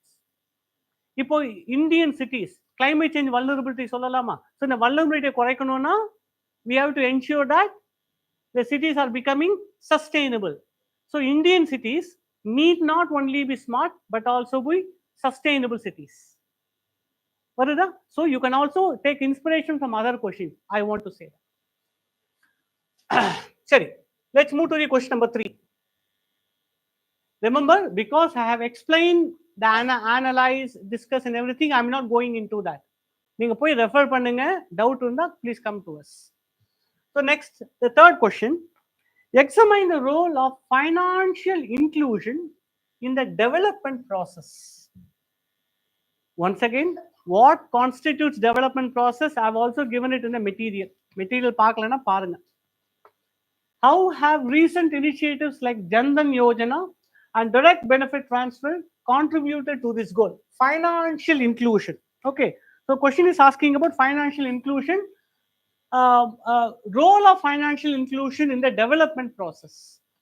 இதுக்கு இன்ட்ரோடக்ஷன் எப்படி எழுதலாம் அப்படின்னு பார்க்கும்போது, when you say, as we said earlier, இந்த ஒரு கொஸ்டினோட you can take any one and start an introduction with that. For example, you can say development process na என்னவா இருக்கணும். If I ask you from your viewpoint, what development process means? என்னங்கப்பா development process na என்ன நினைக்கிறீங்க? Yes, inclusive of all sections of a society. A growth which is inclusive of development of growth idana edho or munnetram. Yes, a growth which is inclusive of all sections of the society. Correct? Good. இப்போ நீங்க இதை சொன்னதை இதோட integrate பண்ணணும். So development process inherently inclusive in nature. இப்போ நீங்க சொன்னீங்க அது எப்படி எழுதலாம்னா, டெவலப்மெண்ட்னாலே இன்க்ளூசிவா இருக்கணும், எக்ஸ்க்ளூசிவா இருக்காது. புரியுதா உங்களுக்கு? You get inspiration. Okay. Any other thing that you think about development process? நான் ஏன் சொல்ல வரேன்னா, எது நினைச்சாலும் இன்ட்ரடக்ஷன் எழுத முடியும் நான் சொல்ல வரேன். I want to show to you guys. இது எல்லாம் பில்ட் பண்ண முடியுமா? Introduction. Anybody else development process என்ன நினைக்கிறீங்க? From your view point. She said inclusive. The thing is very good. She has taken inspiration from here itself. That's a good thing. Anything else? It's always transition, a transformation. Development is always refers to transformation, right? So development constitutes transformation. பழசு போயிட்டு புதுசு வர்றது தான் development means. So development process constitutes transformation from old to a new version. It's a transformation process. Development process is a transformation process. And the transformation process can be a complete only by inclusiveness. இப்படியும் கொண்டு போகலாம். So the point is, இது இப்படிதான் இருக்கணும்ன்ற லிமிடேஷனே கிடையாது மெயின்ஸ்ல. It's open. But நீங்க என்ன செய்யணும் அப்படின்னா, நீங்க உங்களுக்கு அங்க டெவலப்மெண்ட் ப்ராசஸ்ன்றதை நீங்க யோசிக்கிறீங்க தெரியுமா, அதை கொஸ்டினோட கனெக்ட் பண்ணணும். அவ்வளவுதான். You need to always link it with it. That's what introduction is. So here இங்க என்ன நான் சொல்லியிருக்காங்க அப்படின்னா, financial inclusion is a pivotal factor in a development process. Simple ஆரம்பிச்சிருக்கு. But it can be said in any method, as I said earlier, right? So other we are going into, it says about it, aiming to make financial services accessible at affordable cost to all individuals and businesses. Right. Role of financial inclusion in the development. That's what the question is, right? Role of financial inclusion in the development. What is the role? The first one, economic empowerment. Like a political or social empowerment, the first one is economic empowerment. Why? The first thing we need to understand in terms of financial inclusion is, for any development, finance is a precursor. Because that's why growth, அதாவது development is possible only in a climate of growth. புரிஞ்சுக்கங்க, development அப்படின்றது ஒரு low growth கண்ட்ரில நடக்காது. It has to be high growing country. ஆனா அந்த growth எப்படி இருக்கணும்னா இன்க்ளூசிவா இருக்கணும். அதுதான் development. So growth plus inclusiveness constitutes development. So growthம் இருக்கணும், அந்த growth இன்க்ளூசிவாவும் இருக்கணும். அதுதான் டெவலப்மெண்ட். சார் இதுக்கு இன்ஃபேக்ட் இன்னைக்கு மெட்டீரியல் பார்த்தீங்கன்னா தெரியும், டெவலப்மெண்ட் தியரி நான் உங்களுக்கு தந்திருப்பேன். அதுல இருந்து ரெஃபரன்ஸ் எடுத்து இன்ட்ரோடக்ஷனே கூட எழுதிருக்கலாம். சரி, நீங்க பார்த்துட்டு வந்திருப்பீங்க, ஒருவேளை அந்த ரெஃபரன்ஸ் வச்சு எதாவது சொல்லலாம் பார்த்தேன், but it's okay. So next time அது பாருங்க. Okay, so that's what it is. So here what we are saying here is, finance is the origin. Okay, money is the origin, growth is the origin for any developmental process, and therefore economic empowerment, okay, is a preliminary need for financial inclusion for development. So how can we bring inclusion, financial inclusion? By providing access to banking services. Very simple, by providing access to banking services. You can give even இதை வந்து நீங்க படிச்ச example தான் சொல்லணும்னு இல்லை. For example, education loans is a very simple example. Education loans available to a poor family that is also a farmer's son is having access to easy loans. That is also what called as economic empowerment. The next, financial inclusion பண்றதால next என்ன நடக்கும்? The next thing is it promotes savings and investments. By having financial inclusion, it also promotes savings and investments, which will help in driving the overall economic growth. The next, it also enables, if you have a financial inclusion, it will help in direct transfer of benefits. But the next is, what are the recent contributions in this regard? What are the recent reforms that government has taken? இதுல பாத்தீங்கன்னா, you can talk about Jandan Yojana. Financial inclusion in the scheme has to be a part of it. Jandan Yojana. The next is direct benefit transfer. இது ரெண்டு முக்கியமா சொல்லலாம். இது இல்லாம there are also other important schemes which is part of this financial inclusion initiatives. அது என்ன சொல்லலாம் அப்படின்னா, one, Pradhan Mantri Mudra Yojana. Pradhan Mantri Mudra Yojana, also called as Mudra loans, of about 10 lakh, of about 10 lakh to non-farmer small and medium enterprises. It extends loan of about 10 lakh to non-farmer, small and medium enterprises. Um, then another important scheme initiative by Indian government is Pradhan Mantri Vaya Vandana Yojana. Vaya Vandana Yojana.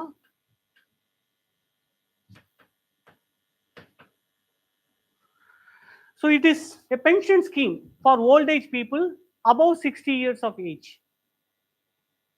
Pradhan Mantri Vaya Vandana Yojana. That is also financial inclusion initiative. The next is Stand Up India scheme. The third one is Stand Up India scheme. So the Stand Up India scheme ரொம்ப simple. என்ன பண்றாங்க அப்படின்னா ஒவ்வொரு bank பிரான்ச்லயும் any branch of bank, commercial banks in any part, அவங்க they have to give one loan, at least one loan to SCs or STs and one loan to a women. எந்த அளவுக்குன்னா from 10 lakh to 1 crores. இது mandate பண்ணிட்டாங்க. ஒவ்வொரு bank பிரான்ச்சும் either to one SC or ST and one women, ரெண்டு SC or ST and women, to the tune of about 10 lakh to 1 crore. So this is what which called as Stand Up India scheme. Why? To promote their entrepreneurship initiatives taken by them. To promote their entrepreneurship, this loan, this finance is made available to them. So Stand Up India scheme, Jan Dhan Yojana, DBT, in addition, these are also other schemes. Now coming to the conclusion, as I said earlier, we can skip this. பாருங்க, நான் அது conclusion தந்திருக்கேன் பாருங்க. Fourth question. Evaluate the importance of digital technology and innovation in transforming India's development industry. Provide examples of recent successful digital initiatives. So இதுல என்ன பண்ணலாம் அப்படிங்க, அதாவது என்னன்னா the importance of digital technology in transformation, புரிஞ்சுக்கங்க, transformation of development industry. Already I have told you what constitutes development industry. It constitutes government, NGOs, private sector, market, and everyone. அதுல how digital technology helps in the transformation. That's what the question's mandate is. So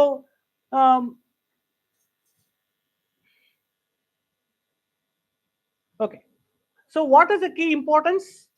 The key importance of digital technology in development, we can say improved service delivery. Digital technology and innovation helps in improved service delivery. For example, Aadhaar. Second, enhanced transparency and accountability. Enhanced transparency and accountability. For example, PF, Public Finance Management System, PFMS, Public Finance Management System of Union Cabinet.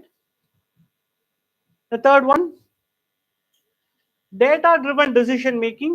The third one is data-driven decision making.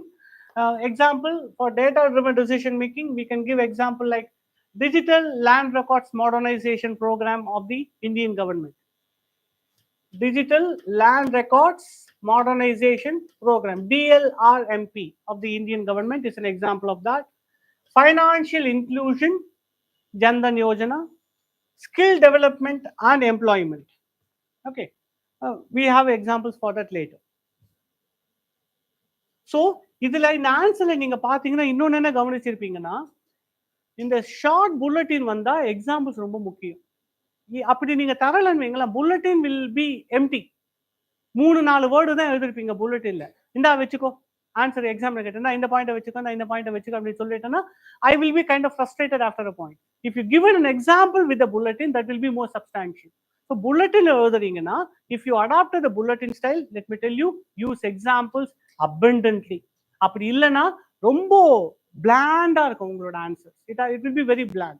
So use examples, particularly ஒருவேளை நீங்க paragraphல எழுதுறீங்க அப்படின்னா you may be slightly discounted, but for bulletin style, examples are very important. Then recent successful initiatives. என்னென்ன successful initiatives எடுத்திருக்காங்க related to this digital and technological innovation? Aadhaar, Unified Payment Interface, CoWIN platform, very important, CoWIN platform that created a revolution of vaccination during the pandemic. Then eNAM,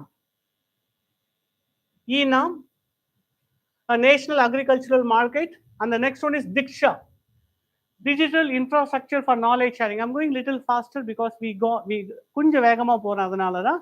So Diksha இல்லாம இன்னும் நிறைய இந்த இனிஷியேட்டிவ்ஸ்லாம் இருக்கு. இது என்னன்னா, this is knowledge sharing. Okay, also called as remote learning. This is actually a part of remote learning programs of Indian government. Remote learning programs அல்ல முக்கியமான ஒரு ப்ரோக்ராம் என்னன்னா Diksha. இது இல்லாம there are other initiatives also called as Swayam initiative, Diksha initiative, and Swayam Prabha. Swayam, Diksha, Swayam Prabha.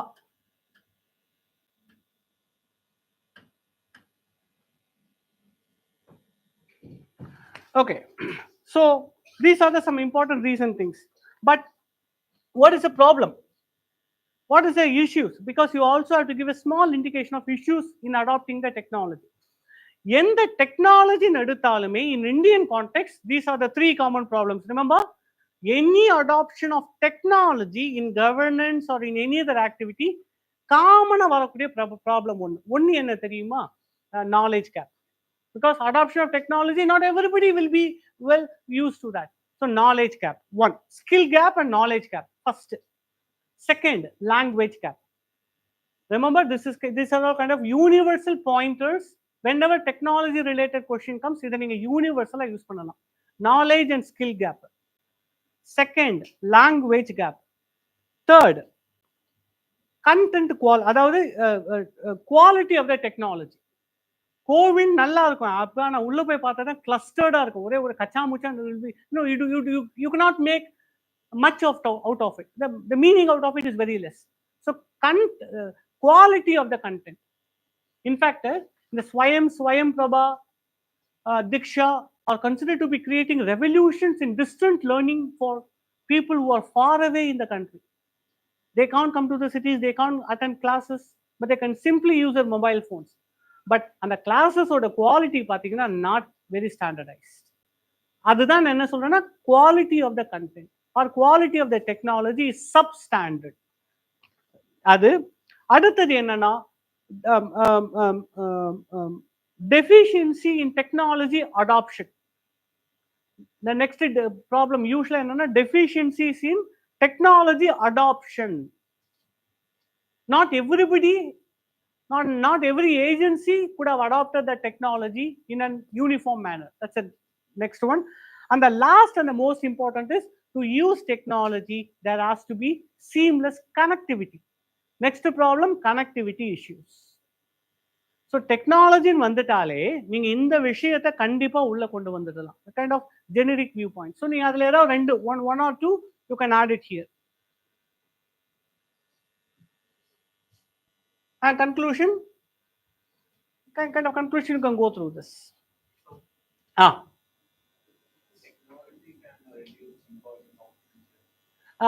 That is one of the usual critique against AI as well, because AI is also known to be that. But imagine there is something called as there are certain milestone events that already happened throughout our civilization. For example, when the wheel was first invented, okay, the human carriers lost their jobs. The moment engines were developed, cart wheel drivers lost their job. But doesn't mean that the quality of life hasn't improved. We need to see that as we progress, the progress should be in qualitative, no more in quantitative terms. True. Like when AI is getting replaced by that, so people will be affected. This is true for a unique challenge to India, country like India. But what we need to see here is, this is a moment that we cannot avoid, that we cannot reject. See, we cannot become naysayers to the technology. So the right approach is to adopt it according to the context that our India provides, according to our society that it provides. For example, we need to ensure that adoption of AI is balanced in the sectors without taking away of the jobs. For example, when we say that AI chatbots are replacing the jobs of a teller in a bank, teller oda job AI எடுத்துக்கறாங்க இல்லையா, Now, there has to be redistribution of human resources, redistribution of human resources in the existing sector according to the skills. இது எப்படி நம்ம ஒரு example I'll give you an example. நீங்க கேக்குறது I understand it as an ethical tone. நீங்க கேக்குறது, but let me ask this. There are huge number of people who engaged in manual scavenging. But can we allow it just because they have to retain their jobs? Something similar to that. But நான் சொல்றது extreme example உங்களுக்கு சொல்றேன். So we have to adapt to the changing context. So AI we cannot say no to that. But the point is we need to balance in such a way that redistribution of the resources has been carefully planned. Redistribution எங்க நடக்கணும், எங்கெல்லாம் automation பண்ண முடியுமோ அங்கதான் AI வர முடியும். For example, maybe in industries it can be automated. In regular jobs like tellers, அங்க automate பண்ண முடியும். But மற்ற இடத்துல human element தானே தேவை. So we need to identify those elements which can be evolved for AI. அப்ப என்ன பண்ணணும்னா we have to design a policy where AI specific sector, human sector பிரிச்சுட்டு இதுல என்ன ஸ்கில் வேணும், and AI also needs human control and management. அதுக்கு என்ன skill வேணும், we need to do that. That's what we say futuristic thinking. But வெறுமனே job போகுனா கண்டிப்பா போகும். Yes, very true. But that's what every technology will bring. The moment cable TV came, all the DVD players have lost. The moment OTT came, all that cable TV has been lost. So every new thing is called as disrupting technology. There are a lot of called what is disruptors. Every disruptor have always happened in different times in our history. இதுல இப்போ AI is one of a major disruptor. But hope that we'll adapt and move ahead. Okay. Yes. Welcome. Okay. So coming to the last question, analyze the impacts of climate change on India's development process. Once again, analyze the impact of climate change on India's development process, not development industry, development process. How are various stakeholders, including the government, NGOs and international agencies are addressing these impacts? So India's development process, we need to see that the development process of India is inherently ethical and democratic. அதுதான் democratic. நம்மளோட development ப்ராசஸோட nature என்னன்னா, the development process in India has ethical overtones. So இதை தான் நம்ம என்ன மீன் பண்ணோம்னா, முன்னாடி சொன்ன விஷயம் inclusive in nature. So climate change can create certain challenges to the inclusive nature of the development process in India. நீங்க அதை தான் அட்ரஸ் பண்ணணும். How the climate change will have an impact on the inclusivity, on the overall growth of every sector. So here, what are the key impacts?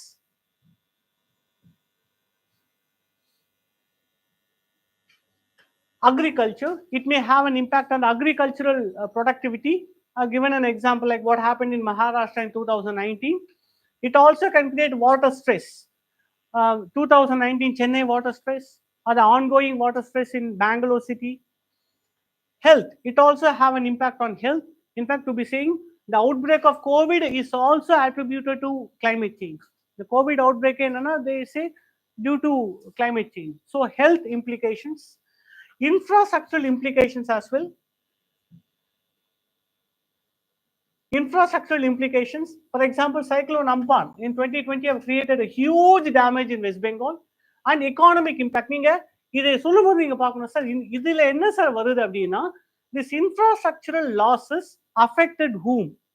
It affected the poor most. நான் அதுதான் சொல்றேன், it affects the inclusivity. அந்த வேர்டை முன்னாடி நான் சொன்னேன், அதை நான் இங்க மென்ஷன் பண்ணல, but you need to understand that's what it means. So economic impact, climate related disasters and adaptation costs strain economic resources. So these are the different ways it affects the inclusive nature of the development process in India. So what are the different responses we have undertaken? We can understand the responses from different perspectives, because question itself have asked government, NGOs and international agencies. அப்ப இது மூணு வகையான response நீங்க சொல்லணும். So government response, you can talk about National Action Plan on Climate Change or International Solar Alliance. You can say any one or two examples. Then NGO, Impacts of NGO, you can say about the awareness and advocacy campaign they have taken. For example, you can talk about CSC. இந்த environment advocacy அப்படின்னு வந்தா சரி நீங்க என்ன தெரியுமா பண்ணணும், இந்த NGO டாபிக்கு முக்கியமான என்ஜிஓ நேம்ஸ் ஞாபகம் வச்சுக்கோங்க. Like Pratham, PRETH Pratham, MKSS Mazdoor Kisan Shakti Sangathan, அந்த மாதிரி சில இம்பார்ட்டன்ட் நேம்ஸ் ஞாபகம் வச்சுக்கோங்க. நான் ஏன் சொல்றேன்னா இதை வந்து எஸ்ஏல கூட யூஸ் ஆகும், not only for this area but also for SA as well. So Center for Science and Environment என்னன்னா it is an NGO for climate related issues. So they undertake a lot of literacy programs for climate change and also grassroots adaptation. I've given some examples for this. The international agencies, இங்க பாருங்க, அதாவது ஒவ்வொருத்தரும் என்ன பண்ண முடியும்னா அவங்களுடைய role என்னவோ அதை தான் பண்றாங்க. கவர்மெண்டோட ரோல் என்ன? Supportive role, funding role, regulatory role, இதை கவர்மெண்ட் பண்றாங்க. அடுத்தது என்ஜிஓஸ். ஒரு என்ஜிஓஸ் என்ன பண்ண முடியும்? அட்வொகசி ரோல், அவேர்னஸ் ரோல், அதை நான் இங்க சொல்லியிருக்கேன். அடுத்தது next one international agencies. International agencies என்ன பண்ண முடியும்? டெக்னிக்கல் சப்போர்ட் தர முடியும், ஃபண்டிங் தர முடியும், அவ்வளவுதான். நீங்க ரொம்ப யோசிக்காதீங்க. என்ன அப்படின்னா ஐ cannot do this for each and every nuances of the answer. அதனால தான் கொஞ்சம் வேகமா ஓடுற மாதிரி இருக்கு. நீங்க அந்த கேள்வியை கொஞ்சம் கவனிச்சீங்கன்னா கவர்மெண்ட் என்ன செய்யறாங்க? ரெகுலேட் பண்றாங்க. ரெகுலேட்ல இருக்கிற எக்ஸாம்பிள்ஸ். என்ஜிஓ என்ன பண்றாங்க? அட்வொகேட் பண்றாங்க. Write about that advocacy. International agencies climate சேஞ்சுக்கு என்ன பண்ண முடியும்? How they adapt? By giving fund, by giving more technological access to the developing countries. That's what they're doing. So green climate fund, you can give examples of green climate fund. I'm sorry, spelling mistake. $100 billion. Involvement of private sector as well through the CSR activities. So these are the different ways that we can do that. Okay, maybe now it has already taken too much of a time, I know that. But நான் என்ன இன்னொன்னு சொல்றேன்னா, எஸ்ஏக்கு நீங்க brain storm பண்ணுவீங்க தெரியுமா? நீங்க ஒவ்வொரு question எழுதுறதுக்கு முன்னாடி, ஆன்சர் எழுதுறதுக்கு முன்னாடி ஒரு குட்டி பிரெயின் ஸ்டார்ம், குட்டி மைண்ட் மேப் மாதிரி ஒன்று போடுங்க. Okay, climate impact, climate impact to development process. Okay, government how, NGO how. நீங்க இப்படி பிரிச்சிட்டீங்கன்னா it will give you a clear structure when you write an answer. So இதை வந்து you can do it in your mind or you can also make a short mind map before you write an answer. ரொம்பலாம் time ஆகாதுங்க sir. ஏற்கனவே நான் 5 question எழுதுறதுக்கு நான் 1 hour எடுத்துக்கிறேன் நீங்க நினைச்சீங்கன்னா இனிஷியலா இது டைம் ஆகும். Don't mind that, but this will help you a lot in correctly framing your answer. Okay, so I know that I have gone கொஞ்சம் வேகமா போயிட்டு in the later part, but initially கொஞ்சம் பண்ணதுனால I didn't have the time later, but I hope that I conveyed what I wanted to speak to you guys. So இதெல்லாம் விட்டுருங்க, பரவாயில்ல, வரும். Success is never denied, it is only delayed.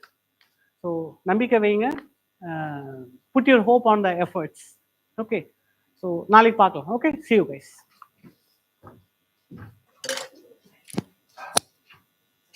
Welcome.